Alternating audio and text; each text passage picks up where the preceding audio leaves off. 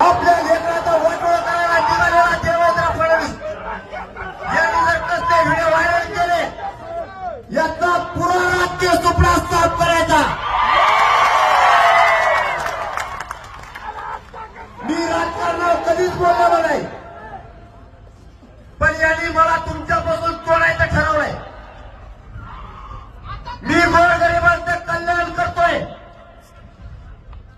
मी गोरगरिबांचं कल्याण करू नये म्हणून यांनी जर मला संपवण्याचा विडा उचलला असला तर मी आज जाहीरपणाने सांगतो, तुझं राज्यातलं एक नाही खासदारकीच्या विधानसभेचं सीट मी निघून देणार नाही।